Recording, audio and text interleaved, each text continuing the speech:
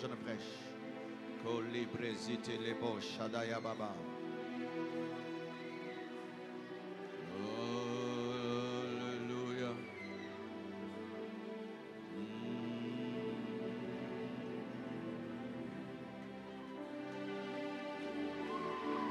Oui, déposez-le.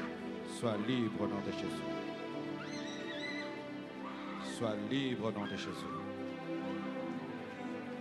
Sois libre au nom de Jésus.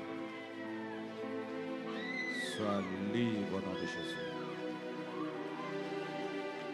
C'est ta soirée. Ce programme est réservé, programmé pour toi. Ne marche plus comme tu marchais avant. Décide de marcher avec Jésus. Loin du péché, dans la sainteté et dans la pureté. N'ouvre plus la porte aux esprits impurs. Mène une vie de consécration. Ferme les portes aux esprits mauvais. C'est pour toi que nous sommes venus ici. De la même manière que Jésus est allé à Jéricho pour Bartimée, nous sommes venus pour toi. Nous sommes venus pour toi. Libre au nom de Jésus. Sois guéri. Sois guéri. Sois guéri. Sois guéri. Sois guéri. Sois guéri. Sois guéri. Que Dieu te guérisse de la tête aux pieds. Il te libère de toute maladie, de la tête aux pieds. Au nom de Jésus-Christ de Nazareth. Au nom de Jésus, sois guéri. Que ta peau soit guérie. Que ta peau soit guérie.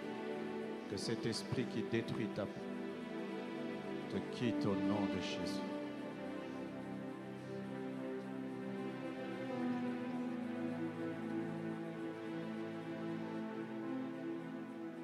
Alléluia.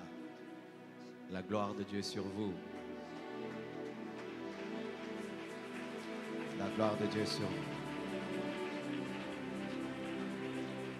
Vous sentez ça? Que cette gloire se manifeste sur vous. Recevez-la, recevez-la. Recevez, recevez, recevez, recevez, recevez. Recevez cette gloire, recevez cette gloire, recevez cette gloire. Seigneur, bénis ces sœurs et frères qui travaillent avec nous dans ce programme. Que leur vie soit bouleversée.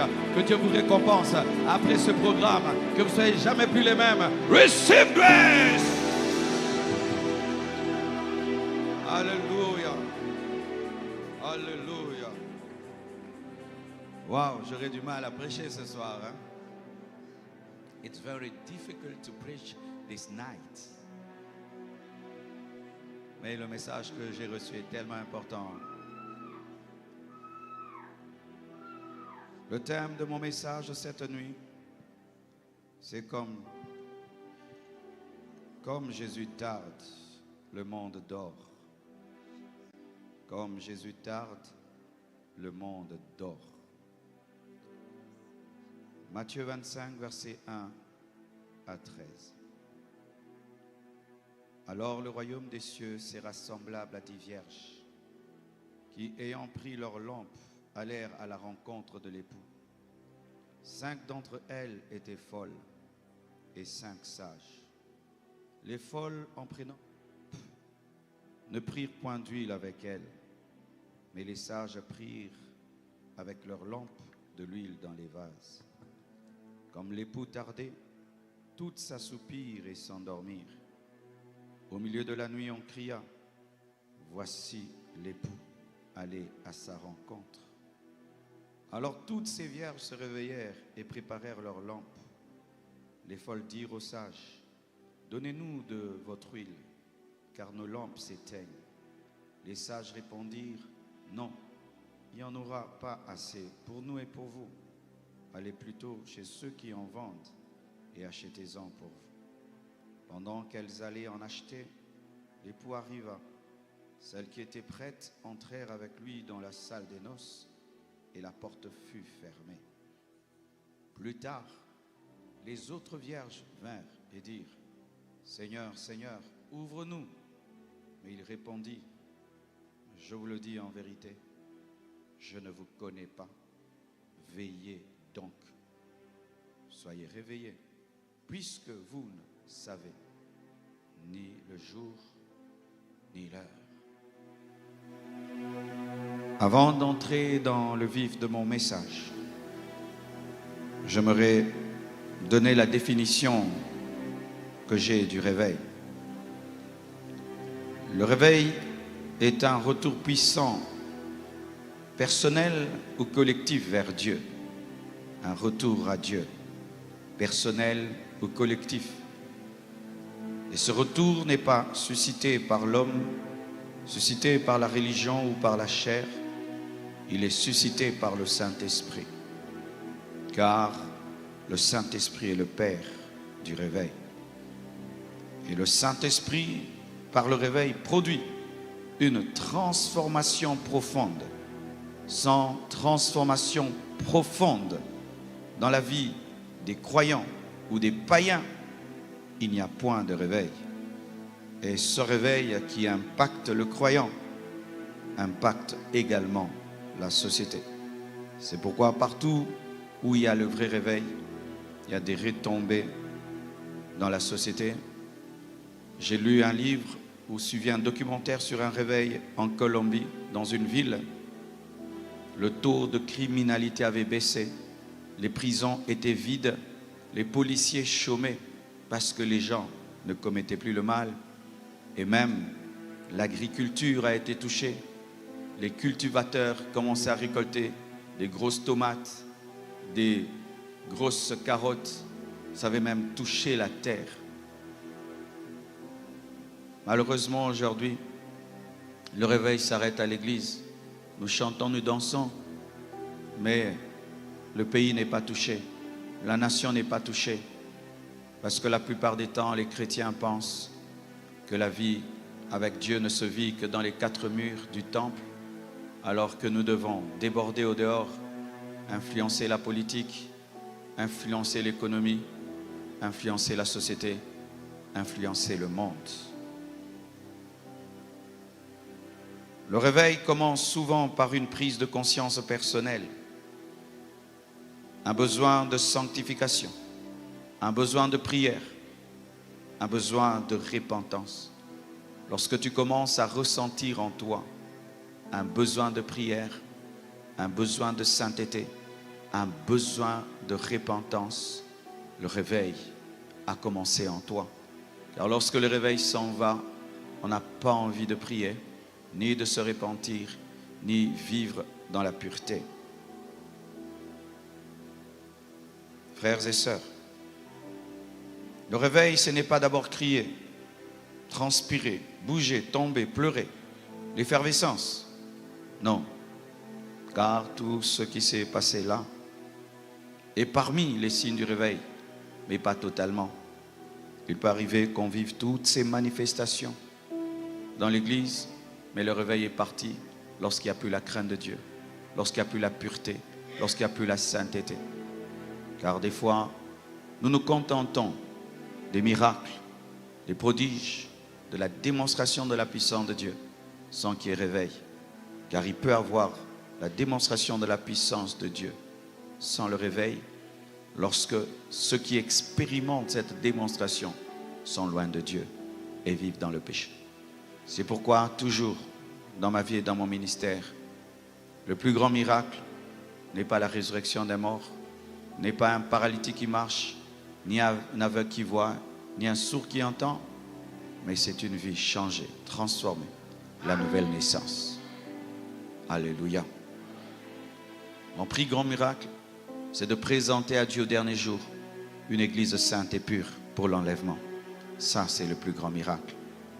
J'aime les prodiges, j'aime la puissance, beaucoup, mais je sais que sans la sanctification, personne ne verra le Seigneur. Aujourd'hui, je veux parler d'une autre chose qui prouve qu'il y a le réveil. et ça pourra peut-être vous étonner, c'est penser à l'enlèvement. Mes frères et sœurs, aujourd'hui, alors que je préparais ce message, j'ai eu très mal. J'ai senti la douleur du cœur de Dieu. Il m'a dit, mon église ne m'attend plus. Mes serviteurs ne parlent plus de mon retour. Mes enfants ne désirent plus ma venue. Et je regardais au travers de ma fenêtre des gens qui étaient en train de surfer, d'autres en train de faire la marche, d'autres en train de vendre. Et il m'a dit, les hommes aiment ma terre, mais ils ne m'aiment pas. Ils aiment l'eau que j'ai créée pour nager, mais moi, le créateur de l'eau, ils ne m'aiment pas.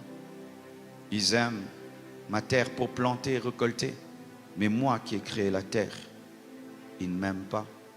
Ils jouissent de mon monde, ils y bâtissent, ils y construisent, mais moi, ils ne veulent pas ma venue. C'est comme si je te prête ma maison pendant 2 ans et tu es tellement confortable chez moi et que tu ne veux plus que je vienne dans ma propre maison que je t'ai prêtée. C'est ce que nous sommes devenus, chers frères, chères sœurs.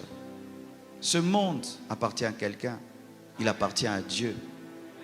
Mais nous avons oublié et nous ne voulons même pas que le propriétaire de ce monde vienne. Et pire encore, ce ne sont pas seulement les païens, même l'Église aujourd'hui. Combien de fois sur nos chairs nous parlons encore de l'enlèvement? Combien de fois dans nos chansons nous chantons sur son retour? Combien de séminaires il y a sur le retour de Jésus? Combien de croisades il y a sur le retour de Jésus? Combien de conférences il y a sur le retour de Jésus? Lorsque vous remarquez que la pensée du retour de Jésus, la pensée de l'éternité commence à quitter les cœurs, les pensées, les chairs, le réveil est parti. Nous sommes nés, lorsque les églises, une église comme ça en ce temps-là, c'était une cathédrale. Nous avons donné nos vies à Jésus. Les églises n'étaient pas belles, mais tous les jours on nous parlait du retour de Jésus. Il y avait des chrétiens de qualité, des enfants de Dieu de qualité.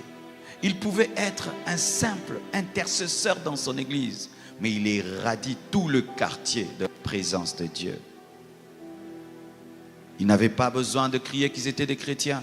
Tout le monde disait, c'est un chrétien celui-là. Mais aujourd'hui, tout le monde est chrétien. 1000 églises, des méga churches, mais quelle qualité de vie.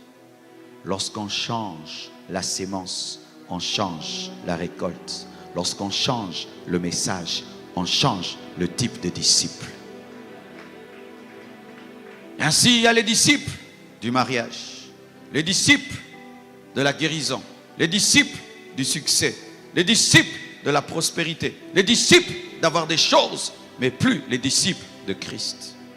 Car si ces disciples étaient les disciples de Christ, pourquoi nous n'aimons plus son retour?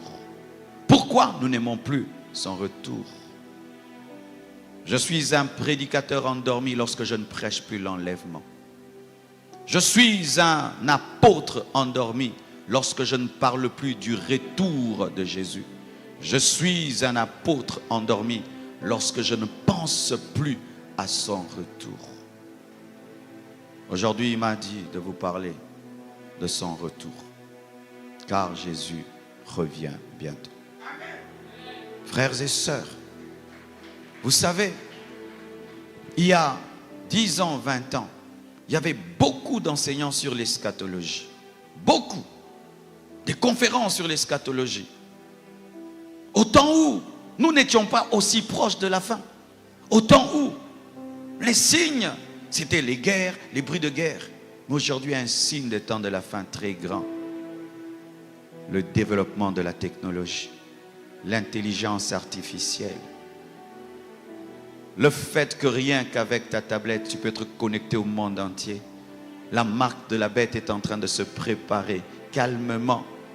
Tout est là où nous savons qu'un jour il y aura un temps où personne ne pourra acheter ni vendre sans avoir la marque de la bête. Nous sommes en train de voir l'organisation technologique pour préparer un monde soumis à un seul homme qui sera appelé l'Antichrist. Nous sommes en train de le voir. Le monde est en train de pourrir. Les hommes sont devenus des femmes. Les femmes sont devenues les hommes. Il y a même des hommes aujourd'hui qui disent qu'ils sont des animaux. Il y a des hommes aujourd'hui qui se marient à des arbres. Il y a des hommes qui se marient à des chiens. Il y a des hommes qui se marient à des chats. Mais on ne parle plus du retour de Jésus. C'est que je ne comprends pas. C'est que lorsque tu es loin du but adverse, tu dribbles et tu cherches à marquer. Quand tu es devant le poteau, maintenant il faut marquer. Tu tapes en l'air. Nous sommes près du poteau. Nous sommes près du poteau. Jésus revient bientôt.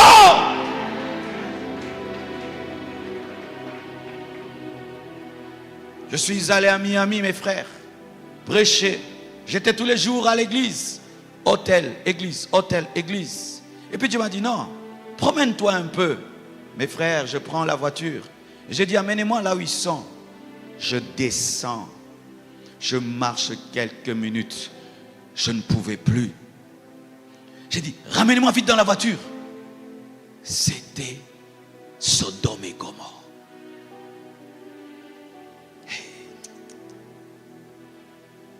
C'était Sodome et Gomorrhe. J'étais comme dans un film. Mais ce n'était pas un film. Presque tout le monde était nu. Presque tout le monde était nu. Tu regardes celui-ci, tu sens que c'est un garçon. Mais il est femme. Tu regardes celle-ci, tu sens que c'est une femme. Elle est homme. Partout tu regardes, tu sens les gens sont possédés. Mais possédés à côté des immeubles. Possédés à côté des gratte-ciel. Possédés à côté des Ferrari. Possédés à côté des Lamborghini. Possédés. Et on leur prêche, tu aurais une Ferrari, tu aurais une Ferrari, tu aurais une Ferrari. Mais ils sont possédés. Et en Afrique, nous sommes prêts à tout pour aller là-bas.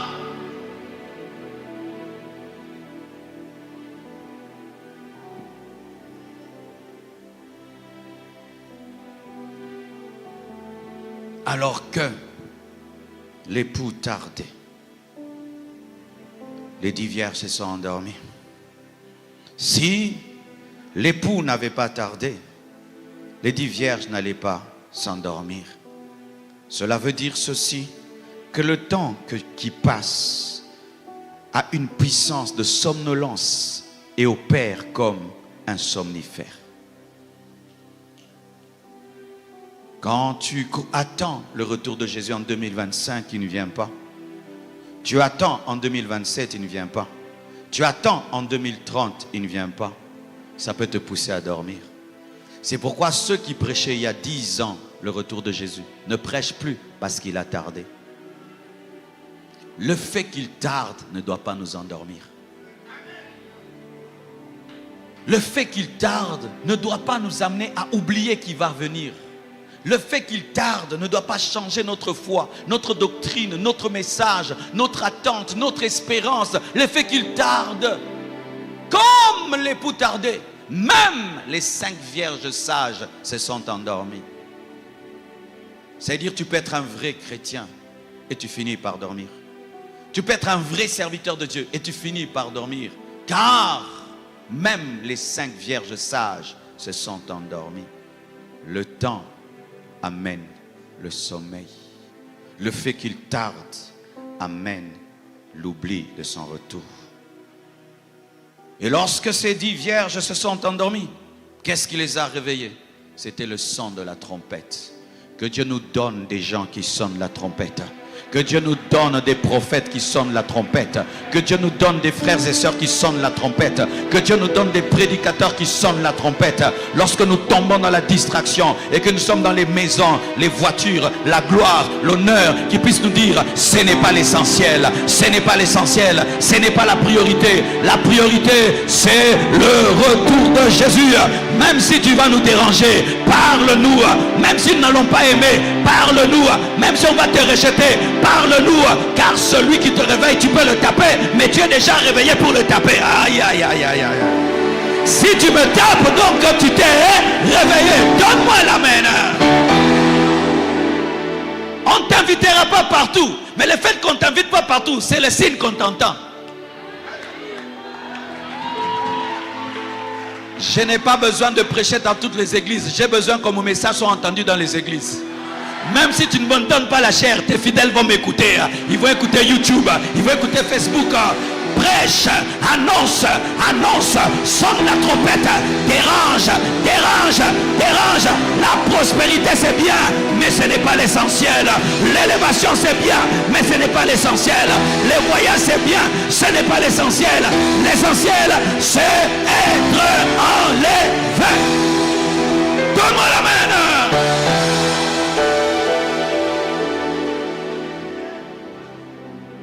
J'aimerais défier tous les prophètes qui sont ici. Honte à vous lorsque la seule chose que vous savez faire, c'est nous donner le nom de nos parents. Honte à vous lorsque la seule chose que vous savez faire, c'est nous donner le numéro de téléphone. Honte à vous lorsque la seule chose que vous savez faire, c'est nous révéler les problèmes qu'il y a eu il y a 10 ans. Un prophète parle du retour de son maître. Un prophète est eschatologique. Un prophète est eschatologique.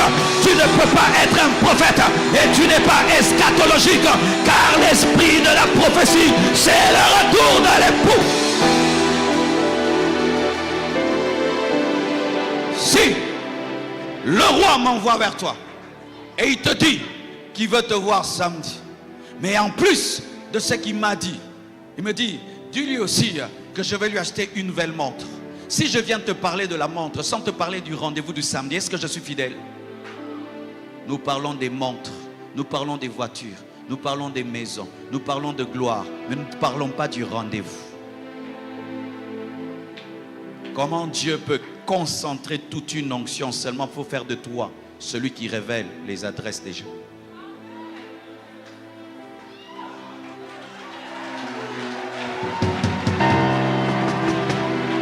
Des adresses qu'on peut avoir en cherchant l'adresse dans l'annuaire. Comment? Je ne crois pas ça. Dites ce que vous voulez. Je m'en fous, et je m'en fous. Dites ce que vous voulez. Dites ce que vous voulez. Oh, lui combat les prophètes. Moi, je ne combats pas les prophètes. Mais je n'aime pas les bêtises dans le prophétisme. Je n'aime pas les bêtises dans le prophétisme. Ce n'est pas parce que tu arrêtes une voiture que tu es contre la circulation. Si on ne parle pas ainsi, nous serons distraits. Je me dis toujours, un grand prophète comme Jérémie, au temps où les femmes s'habillaient bien, au temps où les femmes se couvraient, parlaient de sainteté, de pureté. Mais les prophètes d'aujourd'hui, vous ne parlez pas de sainteté, vous ne parlez pas de pureté, vous parlez seulement, j'ai vu un sorcier dans ta vie, j'ai vu ton numéro, j'ai vu ton adresse. Honte à vous, honte à vous, honte à vous. J'assume ce que je dis.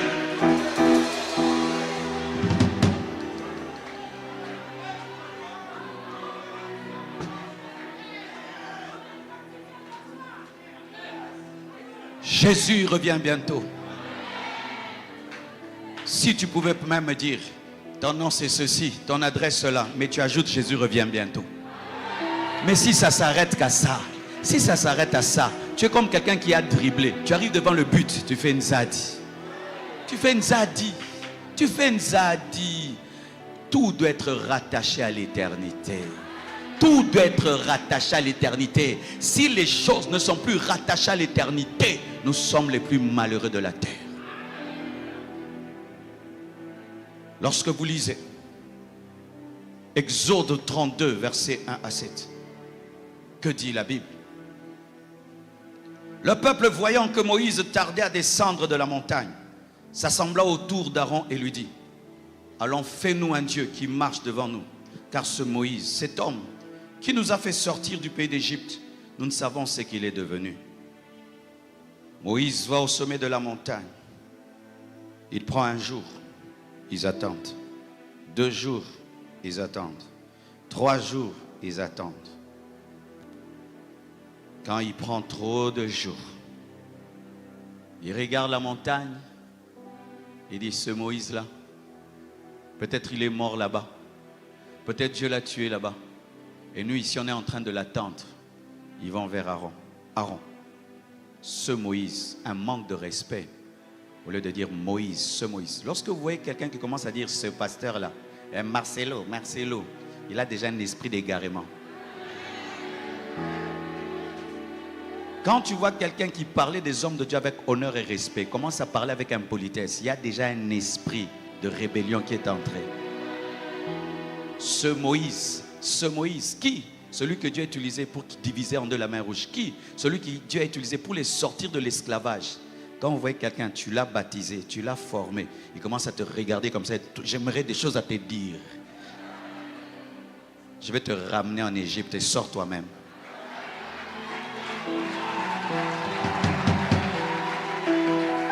C'est facile de parler lorsque tu es déjà sorti de l'Égypte. On a ouvert pour toi la mer rouge. Des gens qui attendent qu'on les forme, qu'ils grandissent pour commencer à manquer du respect aux hommes de Dieu. On t'a appris les ABC de la Bible, tu ne connaissais rien. Maintenant que tu connais un peu, j'aimerais te dire, est-ce que tu le fais avec ton père dans la chair?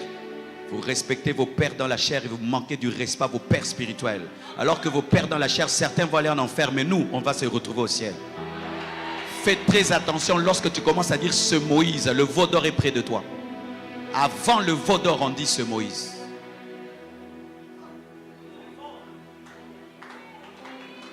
Fais attention. Lorsque quelque chose commence à te dire, ce pasteur-là, il est un chrétien comme toi. Oui, nous sommes tous des chrétiens, mais ce n'est pas tout le monde qui a prêché le jour de la Pentecôte. Tous ont reçu le feu, tous ont reçu, mais un seul a parlé, c'était Pierre. Respectez les hommes de Dieu. Une nation qui respecte les hommes de Dieu est bénie. Je dis une nation qui honore les hommes de Dieu est bénie. Je répète, une ville qui respecte les hommes de Dieu est bénie. Même si l'homme de Dieu là, il est quinois zaïrois, respecte-le. Ne dis pas ce zaïrois là, non, je suis l'homme de Dieu, je suis l'homme de Dieu. Arrêtez ça, ça ne vous bénit pas. Parce que des fois, tu penseras que la bénédiction viendra d'un grand pays, mais viendra de Nazareth. Jésus est venu de Nazareth, il est venu de Nazareth, il est venu de Nazareth, il est venu de Nazareth, il est venu de Nazareth. Arrêtez ces choses. De mépriser les hommes de Dieu à cause de leur origine, de mépriser les hommes de Dieu parce que tu as étudié plus que lui, de mépriser les hommes de Dieu parce que tu as voyagé plus que lui, parce que tu es plus riche que lui.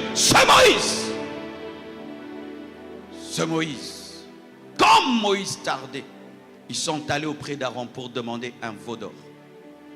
Pourquoi? Parce qu'ils étaient sortis de l'Égypte, mais l'Égypte n'était pas sortie d'eux.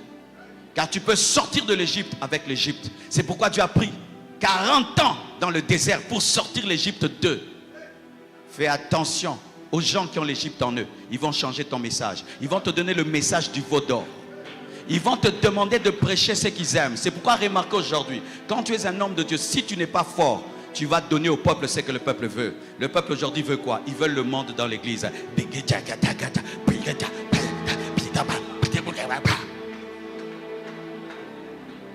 Ils ne veulent plus des prédicateurs autoritaires. Moi, si tu n'aimes pas un prédicateur autoritaire, il ne faut jamais m'écouter. Je prêche avec autorité, même devant les chefs d'État. Parce que ce n'est pas moi qui parle, c'est Dieu qui parle. Si toi tu aimes des gens qui tout le temps te cajolent, ne m'écoute jamais.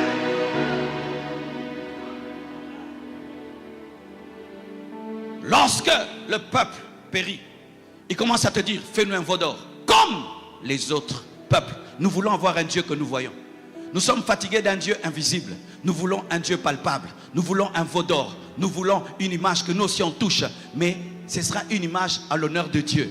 C'est un mélange, un syncrétisme d'idolâtrie et de spiritualité. Et c'est ce qui arrive. Plus le retour de Jésus tarde, il y a un message du veau d'or, un mélange d'occultisme et de Bible, un mélange de mondanité et de Bible, un mélange de charnel et de Bible, un mélange de développement personnel et la Bible, un mélange de pensée positive et la Bible, un mélange du New Age et la Bible, un mélange mélange de la culture des hommes et la Bible. Pourquoi? Parce que ces hommes ne sont pas à l'aise avec un Dieu invisible. Ils veulent un Dieu visible. Et qui vont chercher? Ils vont chercher Aaron. Ne sois pas Aaron en ce temps de la fin. Ne sois pas un Aaron qui donne au peuple ce que le peuple veut.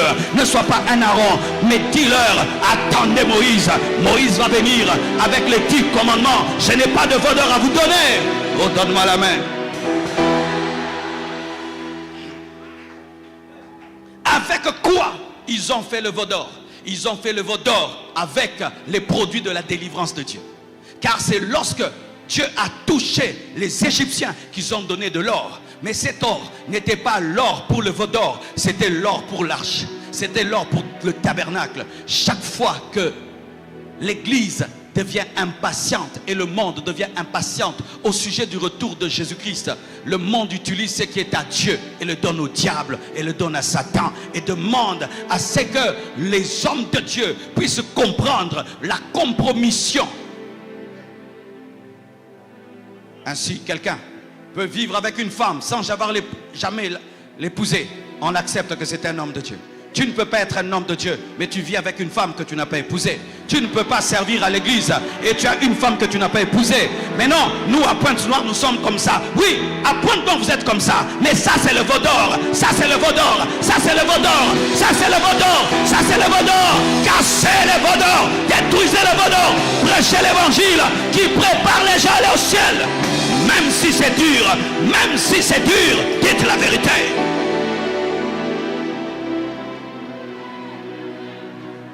Mélange de mbikoudi et de prophétisme. Vous venez à l'église samedi, dimanche et vous êtes chez les mbikoudi. Chez les mbikoudi, à l'église, choisissez. Choisissez. Vous qui allez voir les mandona et les mbikoudi et que vous appelez prophètes, ce ne sont pas des prophètes, ce sont des sorciers, des sorciers, des sorciers, des sorciers, des sorciers, des sorciers, des sorciers, sorciers, sorciers, sorciers.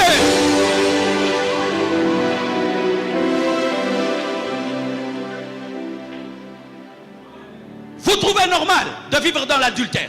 Vous trouvez normal de coucher à gauche et à droite? Ce n'est pas la parole. Ce sont les chiens qui couchent partout. Vous êtes des hommes créés à l'image de Dieu. Les impudiques n'hériteront pas le royaume des cieux. Les impudiques n'hériteront pas le royaume des cieux.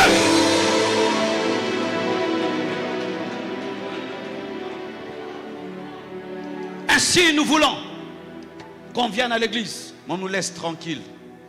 On nous laisse tranquille dans nos yakatofans. On nous laisse tranquille dans le mbikoudi. On nous laisse tranquille dans nos impudicités, dans nos adultères, dans nos orgueils. Et on veut un pasteur qui, lorsqu'il prêche, il dit, ça je ne dirai pas aujourd'hui. Ils vont se fâcher. Ça je ne dirai pas. Ils vont se fâcher. Ça je ne dirai pas. Ils vont partir. Ça je ne dirai pas. Ils ne vont pas donner. Je m'en fous si tu ne vas pas donner. Je ne suis pas venu même pour que tu me donnes l'argent. Je suis venu pour que tu me donnes ton cœur, que tu donnes ton cœur à Jésus, que tu donnes ton cœur à Jésus. Je ne suis pas venu pour ton argent. Si tu vas te fâcher et tu vas même récupérer l'argent qui est dans les paniers, va récupérer. Mais tu as déjà entendu, tu as déjà entendu, tu es fâché, mais tu as entendu, tu es fâché, mais tu as entendu, tu es fâché, mais tu as entendu.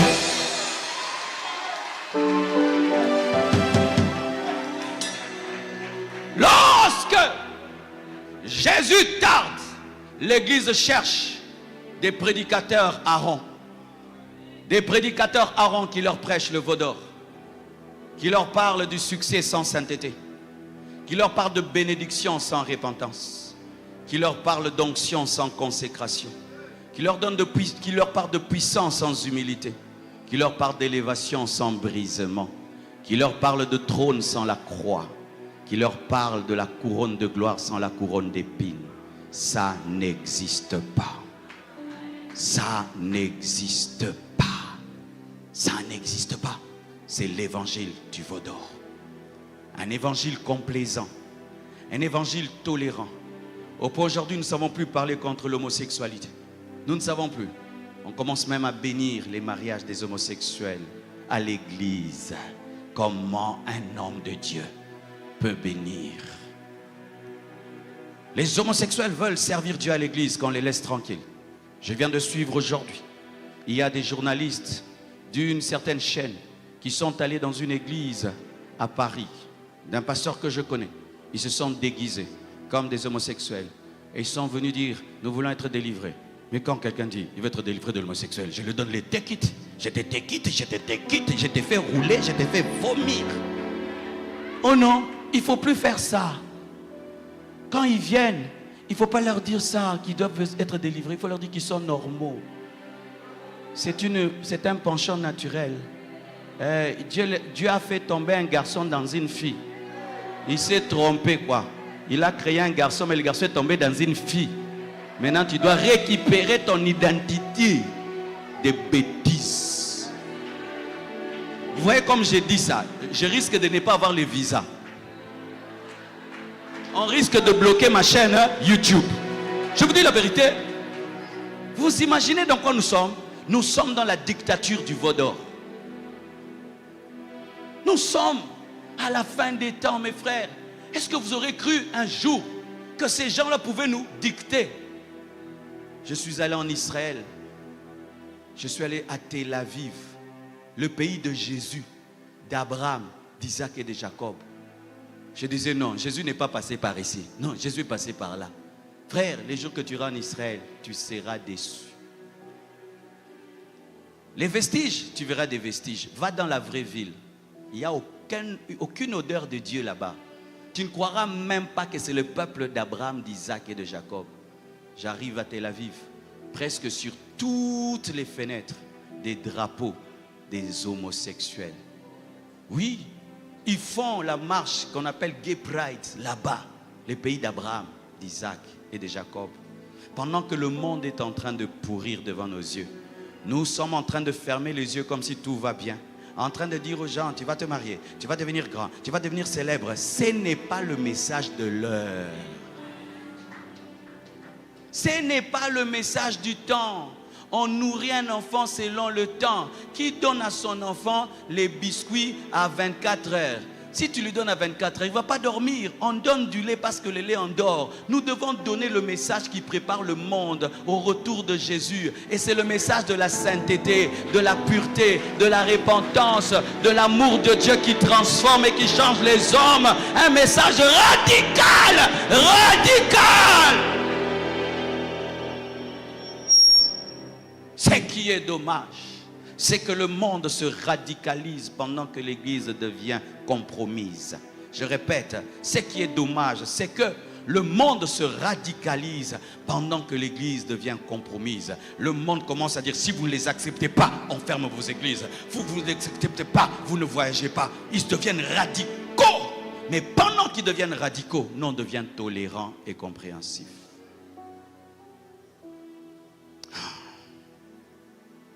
Voici, celui qui est au sommet de la montagne, Moïse, n'a qu'un disciple au bas de la montagne, Josué. Mais le veau d'or a beaucoup de disciples. Le veau d'or a beaucoup de disciples. Mais la montagne n'a pas beaucoup de disciples. C'est pourquoi une église est grande, pas par le nombre de fidèles. Une église est grande par la fidélité à la parole. Oui, on ne prie pas dans une église parce qu'il y a des foules là-bas. Ça peut être des mouches qui suivent ce qui est pourri. Car ce qui est pourri attire aussi les mouches. Homme de Dieu, Dieu t'a donné la parole. Ne dis pas que tu as une grande église parce qu'ils sont nombreux. Dis que tu as une grande église parce que tu es sûr qu'ils seront tous enlevés. Car tu peux avoir des foules, mais aucun de tes fidèles n'ira au ciel. Parce que jamais d'ailleurs tu n'as parlé du ciel. La montagne n'avait qu'un seul disciple, Josué. Et la foule avait beaucoup de disciples. Mais qui a fait entrer Israël en Canaan? C'est le disciple de la montagne. Vaut mieux avoir un seul fidèle qui ira au ciel qu'avoir 1000 fidèles qui iront en enfer. Un jour, un pasteur, son fidèle meurt. C'était la personne qu'il aimait beaucoup. Et il a pleuré, il a dit, Dieu, pourquoi tu as pris ce papa que j'aime? Pourquoi tu l'as pris? Pourquoi? Et Dieu lui dit, mon fils, réjouis-toi. Depuis que tu es pasteur, c'est la première fois que tu fais entrer quelqu'un au ciel. Il dit quoi? Tous tes fidèles qui sont morts avant sont allés en enfer. C'est le premier qui va au ciel. Sois content.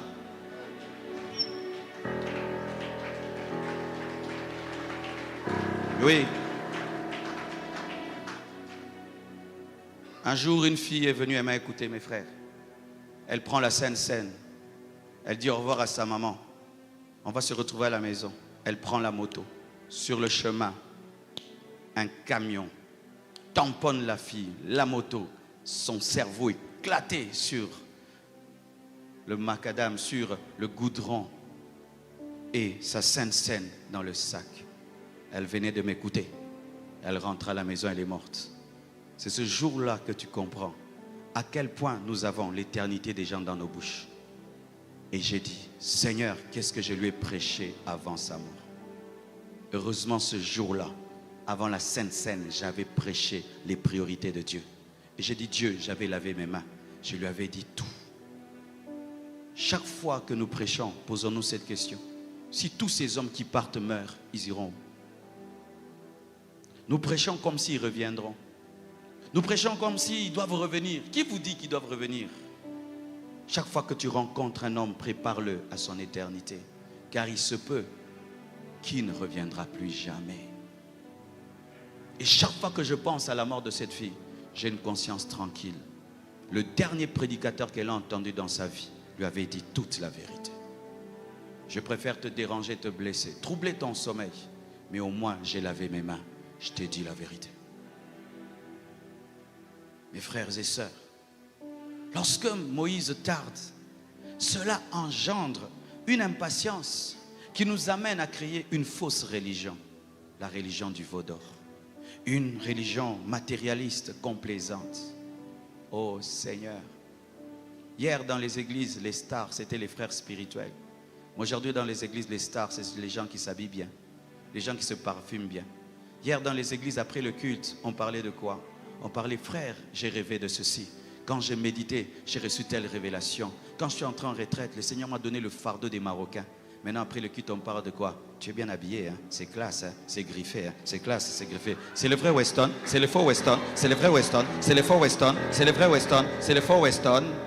Tu l'as acheté où? Tu l'as vendu où? Tu l'as acheté combien? C'est le prix quel combien? Ça coûte combien? Ça coûte combien? La chemise là coûte combien? La veste là coûte combien? Oh Seigneur, ne reviens pas, nous ne sommes pas prêts.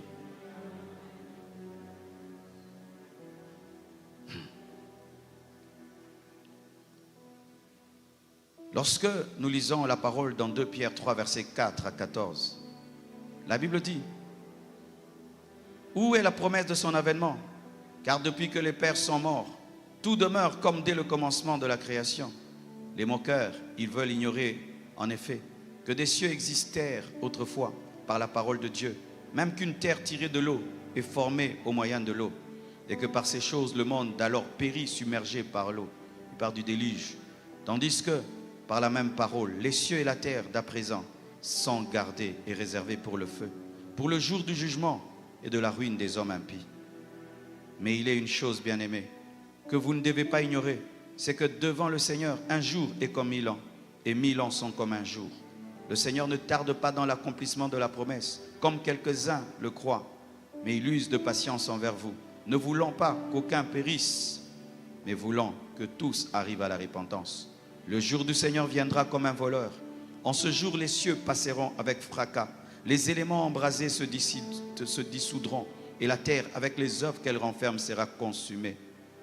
Puisque donc toutes ces choses doivent se dissoudre, qu'elles ne doivent pas être là, sainteté de votre conduite et de votre piété. Tandis que vous attendez et hâtez l'avènement du jour de Dieu, à cause duquel les cieux enflammés se dissoudront et les éléments embrasés se fondront. Mais nous attendons, selon sa promesse, des nouveaux cieux et une nouvelle terre où la justice habitera. C'est pourquoi, bien-aimés, en attendant ces choses, appliquez-vous à être trouvés par lui sans tache et irrépréhensible dans la paix. C'est ça la saine doctrine. C'est ça la saine doctrine. C'est ça la saine doctrine. C'est ça la saine doctrine. C'est ça la saine doctrine. Acclamons la saine doctrine. Ah. Oh Seigneur, pourquoi sommes-nous allés loin de ces choses? Parce qu'elles sont trop profondes. Pourquoi sommes-nous allés loin de ces choses? Elles ne mettent pas tout le monde debout quand on prêche. Pourquoi sommes-nous allés loin de ces choses? Parce qu'elles n'attirent pas les personnes superficielles. Pourquoi sommes-nous allés loin de ces choses? Parce que nous voulons les hommes sans avoir Dieu. C'est ça le message des apôtres. Ils annonçaient aux moqueurs qui disaient: depuis que vous dites que Jésus viendra, il ne vient pas. Son avènement tarde. Et ils expliquaient: son avènement ne tarde pas parce qu'il est incapable de venir. Son avènement tarde parce qu'il est patient. Son avènement tarde parce qu'il est patient. Et pour lui, un jour est comme 1000 ans et 1000 ans comme un jour. Pendant que vous pensez qu'il a fait beaucoup d'années, pour lui pense qu'il a fait 2 jours. Depuis qu'il est mort, il n'y a que 2000 ans. Pour lui, ce n'est que 2 jours. Ce n'est que 2 jours. Et il dit, de la même manière que Dieu a détruit la première terre avec l'eau, il réserve cette terre, non pas à l'eau, mais au feu. Ces immeubles que vous voyez, ces buildings que vous voyez, ces villas que vous voyez, ces grandes nations que vous voyez, sont réservées pour le feu. Pour le feu. Pour le feu. Vous qui aimez la terre, cette terre est réservée pour le feu. Dieu va tout brûler. Enfin, de manifester la nouvelle terre, la nouvelle Jérusalem céleste. Vous vous attachez à quoi? À ce qui va brûler bientôt. Vous vous attachez à quoi? À ce qui va bientôt disparaître. C'est ça la vérité. Tu ne penses tout le temps, je dois aller à Paris, je dois vivre à Paris. Paris sera brûlé. Miami sera brûlé. Washington sera brûlé. Dubaï sera brûlé. De la même manière que Noé annonçait le déluge, j'annonce le feu. J'annonce le feu. Et de la même manière qu'on prenait Noé pour un fou, on prend les prédicateurs de l'eschatologie pour des fous. Mais de la même manière que les hommes mangeaient, se mariaient, mariaient leurs enfants, et que la pluie a commencé, ils pensaient que c'était de la blague. Mais lorsque Noé a fermé l'arche, c'était trop tard. Et la Bible nous dit, au son de la trompette de Dieu, les morts en Christ ressusciteront premièrement, et les vivants seront changés. Et de 2 qui dormiront dans un même lit, un sera pris et l'autre laissé. De 2 qui seront en train de moudre à la même meule, un sera pris et l'autre laissé. De 2 qui vont travailler dans un même champ, un sera pris et l'autre laissé. Je vous annonce l'enlèvement. Je vous annonce le feu qui brûlera cette terre. Cette terre est réservée pour le feu. De la même manière que l'eau a détruit la génération de Noé, de la même manière le feu détruira toutes choses. Frères et sœurs, pourquoi le retour de Jésus tarde pour certains? Étant donné qu'un parallélisme est fait entre l'enlèvement et le déluge, nous devons étudier le déluge. Lors du déluge, les gens dormaient. Leur sommeil, ce n'est pas un sommeil physique. Ils ont méprisé l'avertissement de Noé. Ils ont continué à faire comme d'habitude. C'est aussi ça, dormir.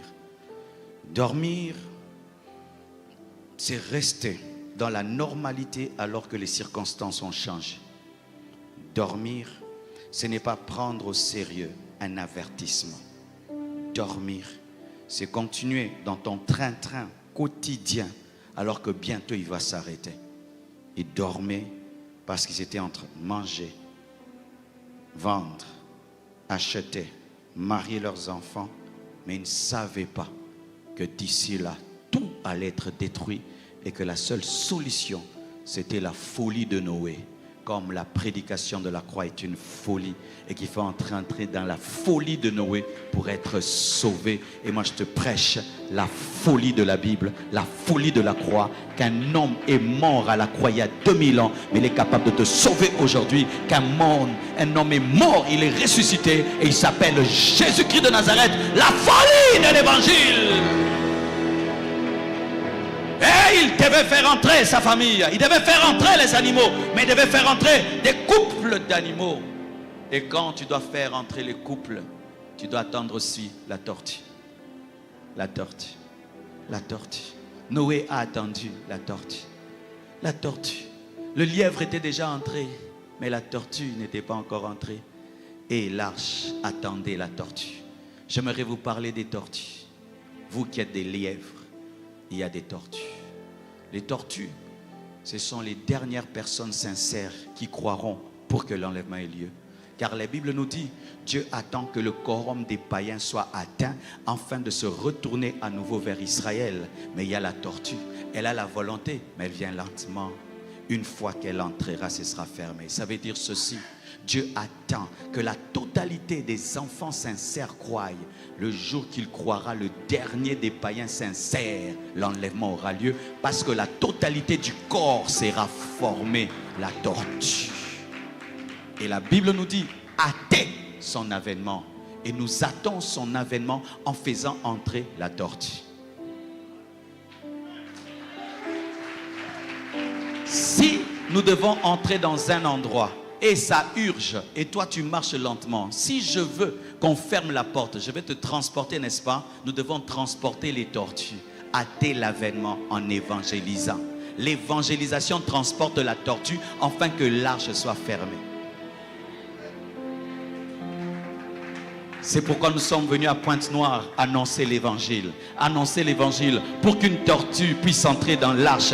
Parce que nous sommes fatigués de cette terre. Nous sommes fatigués de cette terre. Je ne sais pas si toi tu n'es pas fatigué. Moi je suis fatigué de la terre. Les hommes m'ont fait fatiguer la terre. Les hommes, vous m'avez fait fatiguer la terre.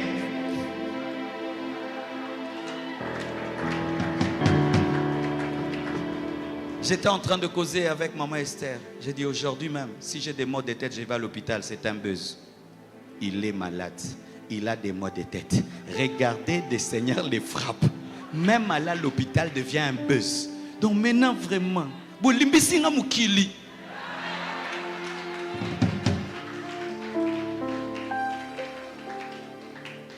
toi tu aimes beaucoup la terre. La terre. Tu ne peux pas imaginer ce qui peut t'arriver sur cette terre. La terre te fera pleurer. La terre t'engendrera des choses. Tu te dis c'est quoi? Et les démons et les hommes. Vous qui aimez la terre, donnez-moi un séminaire un peu. Comment vous aimez autant la terre? Qu'est-ce que vous trouvez d'extraordinaire sur la terre? Manger les makemba, le foufou, engendrer des enfants qui demain vont t'oublier. J'ai regardé la vie de mes parents. J'ai dit, c'est ça être un homme. J'ai dit, hey, mon père aime ma mère. Il dit, je vais fonder une famille. Il se bat, il épouse ma mère. Et puis, il a sa femme. Il dit, non, maintenant je dois avoir des enfants. Il a des enfants. Ah, maintenant mes enfants doivent aller à l'école. Il se bat, les enfants vont à l'école. Ah, maintenant mes enfants, ils doivent travailler. Il se bat pour qu'ils puissent travailler. Et maintenant mes enfants doivent se marier. Il se bat pour qu'ils puissent se marier. Et mes enfants maintenant doivent avoir des enfants. Il se bat pour qu'ils puissent avoir des enfants. Maintenant, mes cocos. Quand mon enfant tombe malade, ma mère a le souci comme si c'était moi. Je dis, quand est-ce que vous vous reposerez? Jamais. Jusque-là, mon papa, malgré son âge, il lutte, n'est-ce pas? On croirait que quand tu deviens âgé, c'est le repos. Peut-être qu'il a des soucis que nous tous, on n'a pas. Il a le souci de sa femme, de ses enfants, des enfants de ses enfants. Et quand tu deviens encore archi, des enfants, des enfants, des enfants, quand est-ce que tu vas te reposer? Quand tu mourras. Tu as une maison? Oui, l'impôt de la maison. L'entretien de la maison. Tous les problèmes, toutes les solutions ont des problèmes. Tu as une voiture, il faut le carburant. Vous savez pourquoi Dieu fait ça? Pour que toujours nous puissions désirer le ciel, afin que jamais on puisse dire tout est parfait. Il n'y a aucune perfection sur la terre, afin que nous désirons la perfection.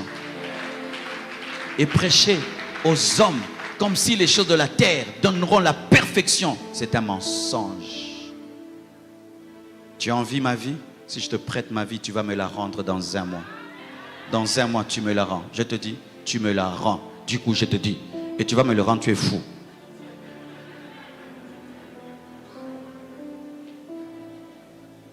Il n'y a que le ciel qui est parfait. Là où il n'y a pas de pleurs, là où il n'y a pas de pleurs, là où il n'y a pas de séparation, là où il n'y a pas de jalousie, là où il n'y a pas de guerre, là où il n'y a pas d'inondation, là où il n'y a pas de coup d'état, il n'y a pas de tremblement de terre, il n'y a pas des épidémies, là où il n'y a pas le corona, là où il n'y a pas le sida, là où il n'y a pas de trahison, là où il n'y a pas d'empoisonnement, le ciel, le ciel, le ciel, le ciel. Et Pierre dit, nous attendons. Pierre attendait. Lorsque tu attends le ciel, tu deviens un kamikaze. Lorsque tu attends le ciel, tu deviens 4x4. Tu n'as pas peur de la mort, tu n'as pas peur de la persécution, parce que la mort pour toi est un gain. Et tu sais qu'au-delà de la mort, il y a le paradis. Au-delà de la mort, il y a l'enlèvement. C'est l'éternité qui engendre des chrétiens kamikazes. Lorsque l'islam veut engendrer des kamikazes, on enseigne aux kamikazes le paradis. Donne-moi la main, je vais te parler. Parmi les personnes les plus dangereuses de la terre, il y a les kamikazes. C'est un homme qui n'a pas peur de mourir, mais qui veut mourir avec toi. Un tel homme, tu lui fais quoi? Tu le tues, c'est ce qu'il voulait. Il entre dans l'avion avec des bombes pour mourir avec vous tous. Un tel homme, vous faites quoi? Vous allez lui faire quoi? Parce que la pire chose qu'on peut faire à un homme, c'est le tuer. Lui, il veut mourir. Comment on crée des kamikazes? On crée des kamikazes en leur disant que s'il meurt en te tuant, il va au paradis. C'est le paradis, l'éternité qui engendre des kamikazes. C'est-à-dire, c'est l'éternité qui engendre les personnes les plus déterminées. Ah. Oh! Les mangeurs de pain et de poissons t'abandonneront dans les moments difficiles. Vous savez ce qui est passé à la compassion? Tout ce qui nous est arrivé, l'Église a tenu. Pourquoi? Je leur prêche ces choses. Quand tu prêches aux gens le confort en Jésus, quand tu prêches aux gens tout ira bien, quand tu prêches aux gens oh bénédiction, bénédiction, les mangeurs de pain et de poissons vont te quitter, t'abandonner lorsqu'il faut boire le sang et manger la chair. L'éternité. Si tu as fait aimer quelqu'un, le paradis, il va abandonner Jésus pour l'argent, pour la pauvreté, pour la stérilité. Vous savez pourquoi vous abandonnez Dieu? Parce que votre standard est bas. Vous êtes venu pour avoir un enfant. Mais tu peux venir à Dieu, il ne te donne jamais d'enfant. Mais toi, tu dois adopter. Tu es choqué. C'est la vérité. Car nous sommes même nous-mêmes des enfants adoptifs de Dieu. Dieu n'a engendré qu'un seul enfant, Jésus. Nous tous, nous sommes des adoptés. Donne-moi la main, je vais encore insister. Certains aussi, vous ne vous marierez jamais. Vous savez ça? Oh, j'ai touché l'idole. Mais c'est écrit dans la Bible que certains sont eunuques par la volonté de Dieu, non? Il y a des gens, son appel est tellement grand que lui, il doit être seul jusqu'à la mort. C'est dans la Bible, non? Oh, les catholiques te dépassent en spiritualité et ils ont tout abandonné pour Marie, mais toi... C'est écrit dans la Bible. Vous voyez, j'ai touché l'idole mariage, vous êtes choqués. J'ai touché l'idole enfant, vous êtes choqués. Car nous avons des veaux d'or. Mais tu vois un musulman, il a une femme, il a des enfants. Pour Allah, il est prêt à mourir et à laisser ses enfants, à laisser sa femme, pour Allah. Parce qu'on lui a prêché le paradis d'Allah. Mais toi, le paradis de Jésus, tu ne peux pas souffrir pour ça. On te prend, on t'envoie dans une nation qui est pauvre, va gagner les âmes là-bas. Ils ne donnent pas les offrandes. C'est pourquoi je vais rentrer à Pointe-Noire. Ah bon? Ah bon? Commerçant. Tu étais allé faire le commerce. Ils se convertissent, oui. Ils sont nés de nouveau, oui. Mais il n'y a pas l'argent, papa. Je vais rentrer. Pourquoi? Tu vas rentrer à Pointe-Noire pour les offrandes. Hein? Donc toi, tu as ton appel, c'est l'offrande. Ministère, apôtre, docteur, évangéliste, et puis offrande. Donne-moi la main. Comment les apôtres, on pouvait les arrêter? On dit, on va te couper la tête. Ils chantent. Comment on pouvait prendre des hommes comme Paul? On le met en prison, il sent qu'il va mourir. Commence à écrire sur sa mort avec joie. Comment Pierre, le jour qu'il a vu la croix, il a trouvé que c'était une grâce. Et quand on a voulu le tuer, il a dit, je ne suis pas digne de mourir comme Jésus. Prenez ma tête, mettez en bas, mes pieds en haut. Il dit aux gens comment on va les tuer. Qu'est-ce qu'ils étaient c'est le message qu'ils entendaient. Ils étaient persuadés, convaincus que la mort n'était pas la mort. C'est pourquoi ils pouvaient affronter la mort comme une porte, comme tu n'as pas peur de la porte. Oh mes frères, si on ne prêche pas ainsi, nous n'allons pas engendrer des vrais chrétiens. Les chrétiens, leur vie c'est l'éternité. Pendant que je vous prêche ici, mon cœur est où? À Kinshasa? Vrai ou faux? Malgré tout, je vous aime, mais je vais vous dire bye bye. Vrai ou faux? Et un chrétien, même s'il est sur la terre, son cœur est au ciel. Il ne met pas tout sur la terre. Est-ce que je peux tout mettre ici à Pointe-Noire? Non, parce que c'est à Kinshasa. Et un chrétien investit pour le ciel. Il fait tout pour le ciel. Il attend le ciel. Il se prépare au ciel. Je termine en te disant, si tu meurs maintenant, tu es sûr d'aller au ciel? J'ai vu quelqu'un avec qui j'ai vécu 18 ans mourir.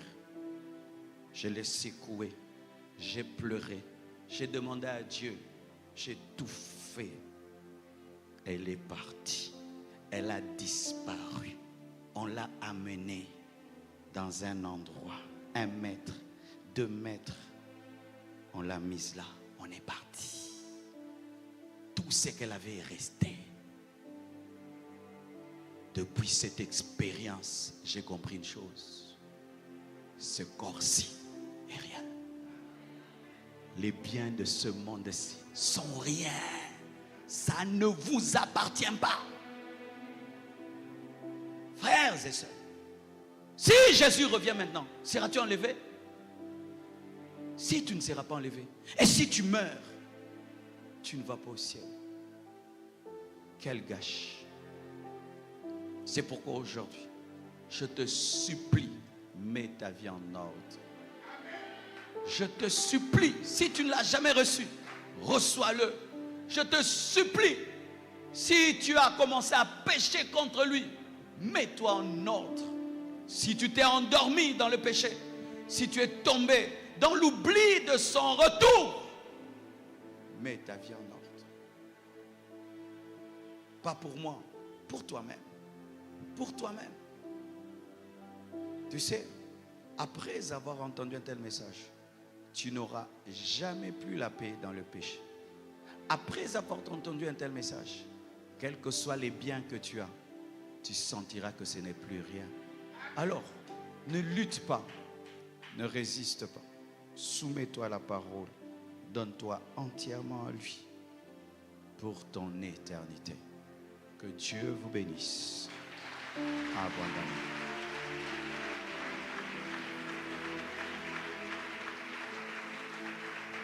J'irai là-bas parmi. Ce message t'a touché, je te prie de t'approcher.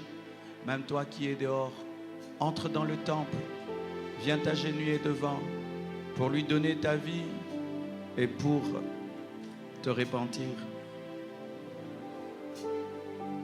Approche-toi. Approche-toi. Approche-toi. Dire à Jésus un grand merci. J'irai là-bas parmi les anges près d'Emmanuel me consoler. Passons mon... Laissez-les jusqu'ici, il n'y aura pas cette place. Reculez, laissez-les jusque là-bas. Approchez, approchez. Dire à Jésus, oui, j'irai là-bas.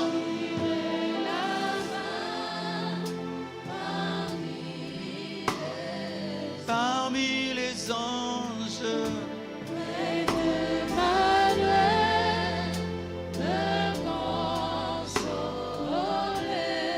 Passons mon temps à la louange, dire à Jésus. Dire à Jésus, un grand Oui, j'irai là-bas. J'irai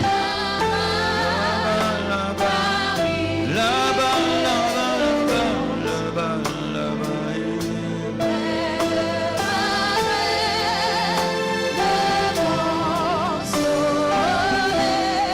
Passant mon temps,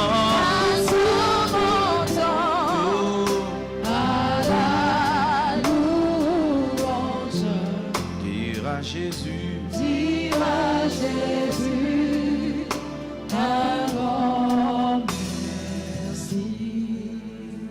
Prions ensemble. Seigneur Jésus, je ne veux pas rater le ciel. Je ne veux pas rater le paradis. Je ne veux pas rater l'enlèvement. Je te supplie de me sauver. Je te supplie de me changer. Je te supplie d'entrer dans ma vie. Deviens mon sauveur et mon Seigneur personnel. Je me répands de tous mes péchés. Je renonce à toutes mes fautes. Je confesse de ma bouche le Seigneur Jésus-Christ. Et je crois dans mon cœur que Dieu l'a ressuscité d'entre les morts. Je suis pardonné, je suis sauvé, je suis justifié. Seigneur Jésus, j'ai été un mauvais chrétien. J'ai oublié l'enlèvement. Je ne pense plus à l'enlèvement. Je ne parle plus de l'enlèvement. Je ne veux même plus l'enlèvement. J'aime la terre plus que le ciel. Pardonne-moi. J'ai changé mes priorités. Pardonne-moi. Je suis tombé dans le sommeil. Pardonne-moi. Je suis tombé dans la distraction. Pardonne-moi. Je reviens à toi. Je me répands. Je me réconsacre. Je me donne à tes priorités. Je désire ton retour. Je désire le ciel. J'attends le ciel. Je prêcherai le ciel. J'annoncerai ton retour. Oh merci, tu m'as parlé, tu m'as réveillé, tu m'as réveillé, tu m'as réveillé, tu m'as réveillé, tu m'as réveillé, tu m'as réveillé, tu m'as réveillé, tu m'as réveillé, tu m'as réveillé, tu m'as réveillé, tu m'as réveillé, tu m'as réveillé, tu m'as réveillé. Merci Jésus. Amen. Acclamons le Seigneur. Est-ce que Pointe-Noire peut acclamer le Seigneur?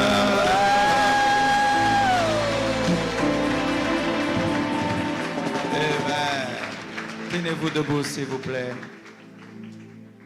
Alors, les personnes qui ont reçu Jésus, nous avons des dépliants pour vous. Vous allez vous rendre devant ceux qui sont devant vous.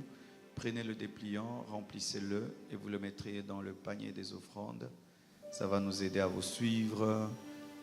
Parce qu'après ta nouvelle naissance, tu as besoin d'être suivi, d'être baptisé, d'être affermi, afin que tu aies les racines en Christ.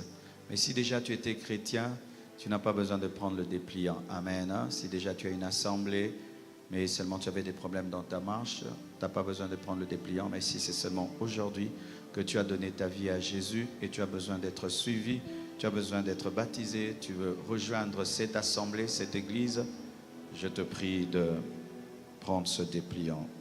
Merci beaucoup. Donnez-moi 5 minutes. Soyez bénis au nom de Jésus. Amen.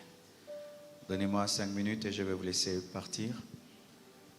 Nous sommes dans une jeune église qui n'a que 2 ans et qui s'est battue pour organiser ses assises avec ses moyens. Mais nous ne pouvons pas venir dans une jeune église de 2 ans qui s'est autant battue, billets d'avion, hôtel, voiture, affiches, panneaux, et la laisser comme ça. Amen. C'est pourquoi ce soir, je demande une offrande, signe de ton amour pour Dieu, signe du fait que tu reconnais que tu n'es que le gérant de tes biens, mais que c'est Dieu qui est le propriétaire. Cette œuvre a besoin de toi, cette église a besoin de ton aide. Vous voyez, ils sont en train de construire, ils n'ont pas fini. Il y a certes des factures à payer parce qu'une telle action nécessite des fonds. Et je demande qu'aujourd'hui tu laisses l'Esprit de Dieu te parler afin d'apporter une offrande de cœur et d'amour. Je n'ai pas l'habitude de demander des sommes précises. J'aimerais laisser ta libéralité et ton amour pour Dieu te parler afin de ramener demain soir, pas ici, au stade, ton offrande. J'aimerais que tu prennes le temps de la préparer, de peur que tu donnes des miettes, une offrande sacrificielle, une offrande qui te touche, une offrande que tu donnes à un roi, à un seigneur, une offrande qui vient du plus profond de ton cœur. J'ai besoin qu'on me donne les enveloppes.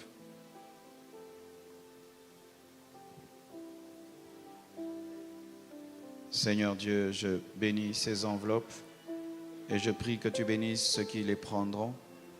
Je prie que tu leur donnes la capacité d'honorer leurs engagements.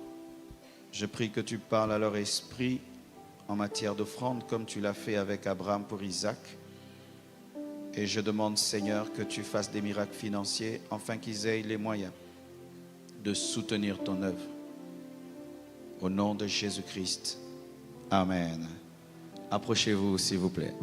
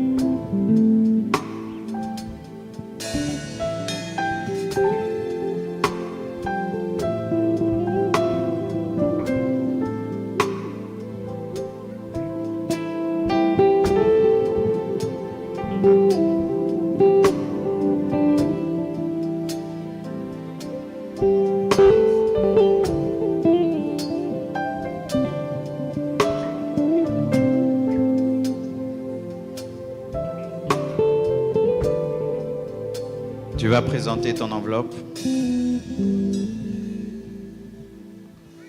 Oh, beaucoup n'ont pas pris. Pourquoi? Présentez vos enveloppes. J'ai cru que ce serait un royaume tout blanc, mais beaucoup n'ont pas pris. Là-bas, ils ont pris plus qu'ici. Ici, vous n'aimez pas donner. Amen. Seigneur Dieu de gloire, bénis ces hommes, bénis ces femmes et donne-leur la sémence pour s'aimer, la provision pour ressourcer. Au nom de Jésus. Amen. Merci. Demain matin, dimanche, je vais parler aux familles et le soir, nous allons prier pour les malades, pour des guérisons instantanées. À demain. Merci.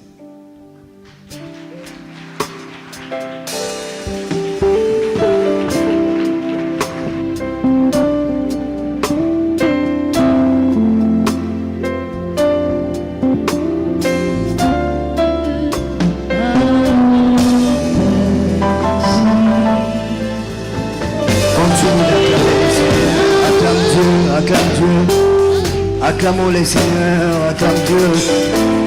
Quelqu'un qui a été béni par la parole ce soir, acclame les seigneurs plus fort. Gloire à Dieu. Amen. Père, nous te disons merci pour ta parole qui nous a été prêchée ce soir. Merci pour toutes les personnes que tu as gagnées, que tu as touchées. Merci pour des vies que tu as impactées, changées, bouleversées, transformées. Nous te bénissons pour tout ce que tu as fait. Merci de ressourcer ton serviteur pour la journée de demain. Au nom de Jésus, nous t'avons ainsi prié. Amen. Gloire à Dieu. Alors nous vous rappelons que demain nous sommes là dans notre culte de famille et de couple.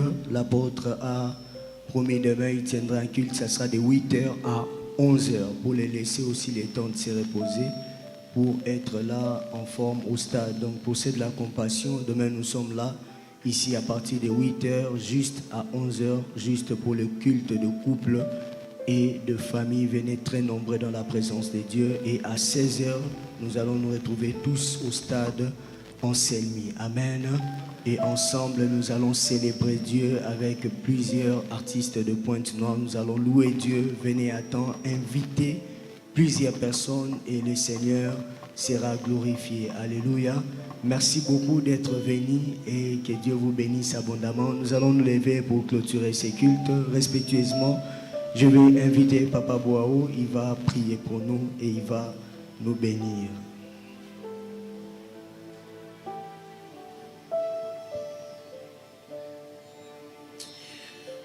Nous allons commencer avec toi, Seigneur.